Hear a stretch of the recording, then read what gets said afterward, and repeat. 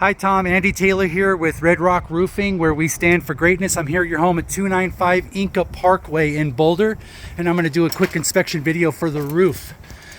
So the first thing that I want to point out is going to be your lack of drip edge flashing. So drip edge by code is a 2x2 inch L-shaped metal flange that would go over the fascia here and then back onto the shingle. And what that simply does is encapsulates all the eaves and rakes of the home, protects you from wind-driven rain, ice damming runoff, and ultimately water migration.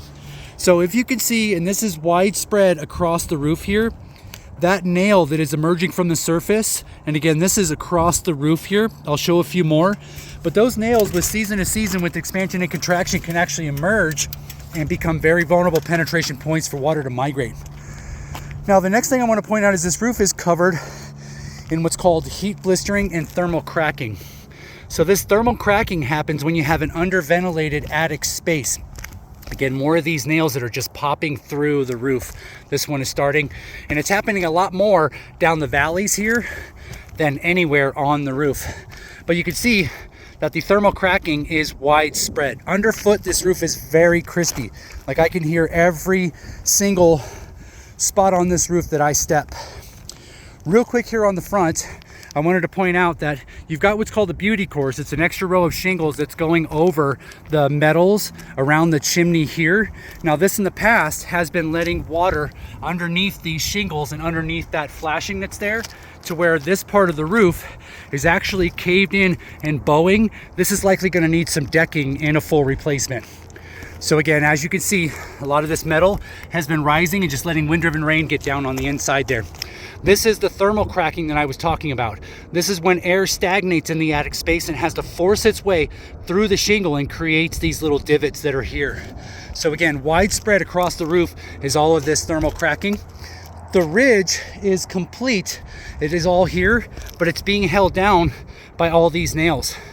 Now, these exposed nails actually need to be sealed with a weatherized epoxy in order to pass any Colorado roof inspection.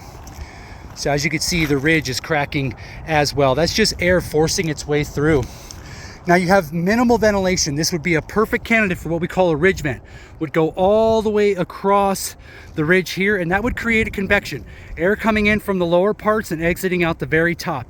You do, it looks like, have a solar fan in this area, because I'm sure you realize this area was getting hot on the inside.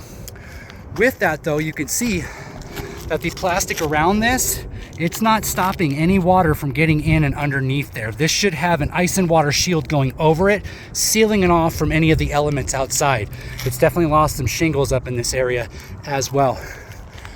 So another ridge vent here would be just amazing for the living space. So I did want to point out in this valley here with just all kinds of nail heads that are emerging from the surface. So this back portion that is a south-facing slope, you can see that it's lost a lot of its granules here.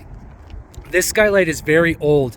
You can already see that the bushing inside is failing and letting water in just based off the condensation you can see running down the inside of the glass. So I think that should definitely be replaced as well.